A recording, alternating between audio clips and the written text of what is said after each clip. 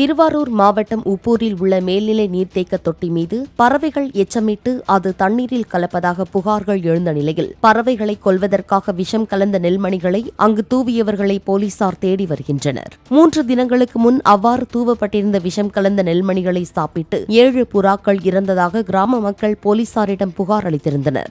இந்நிலையில் நேற்றும் அவ்வாறே விஷ நெல்மணிகள் தூவப்பட்டிருந்ததை கவனித்த கிராம மக்கள் குடிநீரிலும் விஷம் கலந்திருக்கலாம் என கூறியதால் ஆய்வுக்கு மாதிரிகளை சேகரித்ததுடன் தொட்டியில் இருந்த தண்ணீரை முழுவதுமாக வெளியேற்றினர். வணக்கம். திருவாரூர் மாவட்டம் முத்துப்பேட்டை தாலுகா உப்பூர் ஊராட்சியில் இருக்கிற கோபாலசமுத்திரம் ராவுத்தர் சாமி கோயிலுக்கு பக்கத்தில் இருக்கிற 30,000 லிட்டர் கொள்ளளவு கொண்ட வாட்டர் டேங்க் இருக்குது.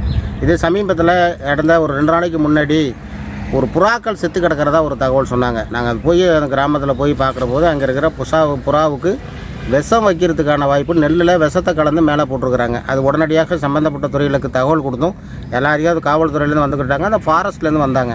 ஃபாரஸ்ட்டில் கேட்குற போது அவர் எங்களுக்கு இந்த புறாவுக்கும் எங்களுக்கும் சம்மந்தம் இல்லை, இது எங்களுக்கு இது வளர்ப்பு புறா, அதனால் நாங்கள் அதை கண்டுக்க முடியாது அப்படின்ட்டு போயிட்டாங்க. ஆனால் எங்களுக்கு புறா நோக்கம் இல்லை, புறா இறந்து போணுச்சு, அது டிபார்ட்மெண்ட் நடவடிக்கை எடுக்குது. ஆனால் அது விஷத்தை கலந்து ஓவர் டேங்க் மேலே போட்டுருக்கிற போது அந்த ஓவர் டேங்கை பயன்படுத்துகிற கிட்டத்தட்ட ஒரு 200 குடும்பங்கள் அதிலிருந்து அந்த தண்ணி பயன்படுத்துகிறாங்க. எங்களுக்கு அந்த உயிருக்கு மேலே இருக்கிற பயத்தில் உடனடியாக நடவடிக்கை எடுக்கணும்னு சொல்லி சம்மந்தப்பட்ட துறை அதிகாரிகளுக்கு தாசில்தார்கிட்ட சொல்லி அங்கே பிடிஓட்ட சொன்னோம். ஆனால் இது வரைக்கும் எந்த விதமான ஒரு நடவடிக்கை எடுத்ததாக தெரியல.